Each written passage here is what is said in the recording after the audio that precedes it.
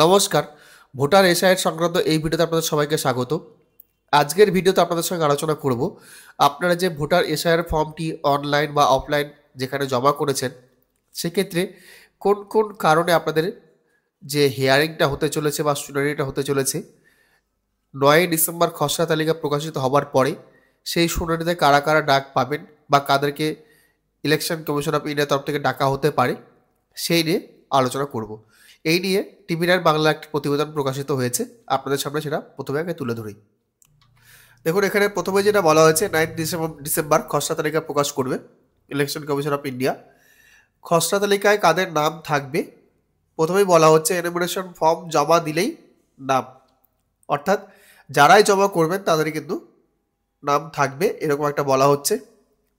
শুনানিতে কাদের ডাক পড়বে যেটা বলা হচ্ছে 2002 বাবা মা ঠাকুরদার, অর্থাৎ বাবা মা অথবা ঠাকুরদা ঠাকুমা এই যে নাম চারজনের নাম যদি না থাকে তাহলে কিন্তু শুনানিতে প্রাথমিক অবস্থায় ডাক পড়বে, একদম ফার্স্টলি যেটা কজ রাখা হয়েছে এটাই। আর কাদের নাম বাদ পড়বে সেটা হচ্ছে যাদের ঠিকানায়, অর্থাৎ যখন ইনফরমেশন ফর্মটা ডিস্ট্রিবিউট করা হয়নি এবং ঠিকানায় যাদের পাওয়া যায়নি তাদের কিন্তু নামটা বাদ পড়বে।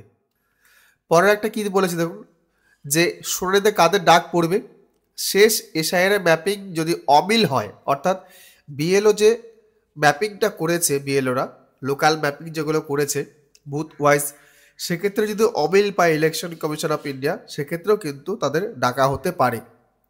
অমিল বলতে কি, ধরুন নামের কিছু স্পেলিং মিস্টেক তারা কিছু অমিল পেয়েছে, বা যে কেয়ার অফ ছিল বাবার নাম ছিল সেখানে কিন্তু কিছু অমিল পেয়েছে, সেক্ষেত্রেও কিন্তু তাদের ডাকা হতে পারে। এক্ষেত্রে কাদের নাম বাদ পড়বে, মৃত ভোটার, যারা মৃত ভোটার আছে তাদের ক্ষেত্রে কিন্তু এটা বাদ পড়বে আর কি। তারপর কি বলেছে, ফর্মের তথ্য কমিশনের তথ্য যদি অমিল হয়, কমিশনের যে তথ্য রয়েছে সেই তথ্যের সঙ্গে যদি না মিলে ফর্মে যে তথ্যটা দেওয়া হয়েছে সেক্ষেত্রে কিন্তু শুনানিতে ডাকা হতে পারে। এবার কাদের নাম বাদ পড়বে, ডবল এন্ট্রি ভোটার, অর্থাৎ ধরুন এখানেও একটা এলাকায় ভোট আছে, সেই ব্যক্তির ভোট অন্য একটা এলাকায় ভোট আছে বা অন্য ডিস্ট্রিক্টে ভোট আছে, এক্ষেত্রে কিন্তু তার নামটি বাদ পড়বে। এছাড়াও যেগুলো রয়েছে সেগুলো আপনাদেরকে বলে দিই। এই যে ফর্মটি আপনাদের রয়েছে এই ফর্মে যেখানে যদি ভুল টুল করে থাকেন, ধরুন এখানে কোথাও ভুল করছেন বা মিস্টেক করেছেন, সেক্ষেত্রে যদি ভুল করার পরে এক কলমে কেটে ইনিশিয়াল সাইন না করেন তাহলেও কিন্তু আপনাদের কিন্তু ডাকা হতে পারে। এটা কিন্তু এর আগে ভিডিওতে বলেছিলাম গাইডলাইনে যে ইনিশিয়াল সাইন কিন্তু করতে হবে।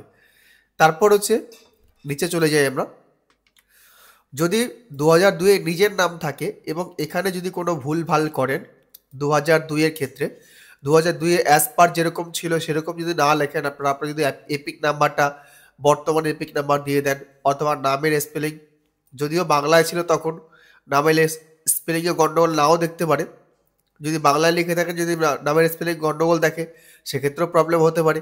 আত্মীয়ের নাম যদি কিছু ভুলভাল লিখে থাকেন, ধরুন হয়তো কেউ তখন বাবা জীবিত ছিল কিন্তু এখানে লিখছেন লেট লিখছেন এই জায়গাতে, সেক্ষেত্রে কিন্তু ডাকা হতে পারে। সম্পর্ক অনেকে কি লিখছেন এখানে কিন্তু সম্পর্কের জায়গায় অনেকে ভুল করছেন, অ্যাজ পার 2002 কিন্তু লিখছেন না।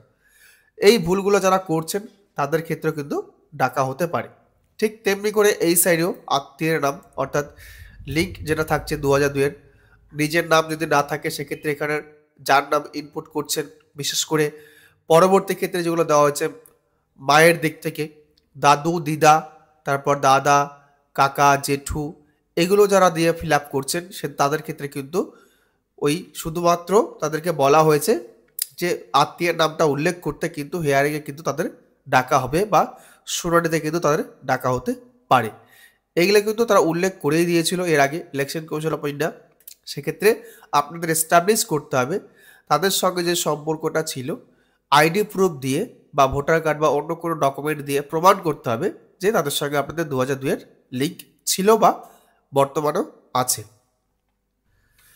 এবং সবশেষ যেটা রয়েছে এখানে যিনি সাইন করছেন, ধরুন এই যে এই জায়গাতে এই পার্টটাতে যিনি সাইন করছেন যদি নিজে সাইন না করেন সেক্ষেত্রে অন্য কেউ সাইন করছেন, যিনি সাইন করছেন সে কে হন এখানে আত্মীয়ের ধরন কিন্তু উল্লেখ করতে বলেছে, সেই জিনিসটা যদি উল্লেখ না করেন সেক্ষেত্রে কিন্তু আপনাকে ডাকা হতে পারে।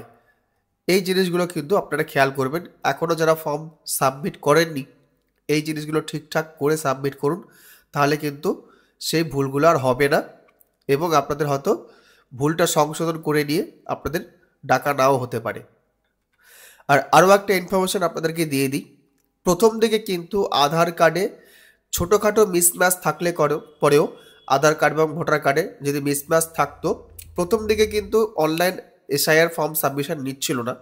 গতকাল বা পরশুদিন থেকে কিন্তু আবার শুরু করেছে।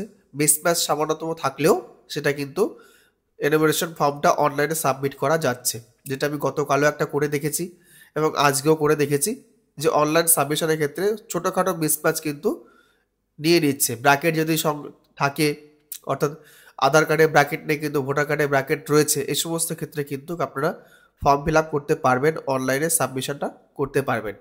আর অনলাইনে সাবমিশন করার পরপরই কিন্তু বিএলওর কাছে যাচ্ছে ঠিকই, কিন্তু তাদের কাছে কিন্তু কোনো রিজেক্ট বা অ্যাপ্রুভের কোনো অপশন থাকছে না। সেক্ষেত্রে কিন্তু ডাইরেক্ট সেটা ইআরওর কাছে চলে যাচ্ছে বা ডিওর কাছে চলে যাচ্ছে। তো এই জিনিসটা খুব ভালো প্রসেস, তার হাতে কোনো অপশন নেই আমরা যেটা দেখতে পেয়েছি। শুধু বিএলও অ্যাপের মধ্যে দেখাচ্ছে ইএফ কালেক্টেড যে অপশনটা রয়েছে, সেই ইএফ কালেক্টেড সে অপশনে সেই লিস্টটা দেখা যাচ্ছে কারা অনলাইন সাবমিশন করে দিয়েছেন অথবা অফলাইন সাবমিশন করে দিয়েছেন। সেক্ষেত্রে কিন্তু ওই বিএলও যে ম্যাপিং এর ব্যাপারটা রয়েছে, ভোটার ম্যাপিং, এই অপশনগুলো কিন্তু তাদের কাছে এনেবল থাকছে না। তো এই ছিল আজকের ভিডিও। যদি ভিডিওটি আপনাদের কাজে লাগে অবশ্যই একটি লাইক করবেন, অন্যদের জন্য অবশ্যই শেয়ার করবেন। চ্যানেলে যদি প্রথমবার হন অবশ্যই চ্যানেলটি সাবস্ক্রাইব করবেন। ধন্যবাদ।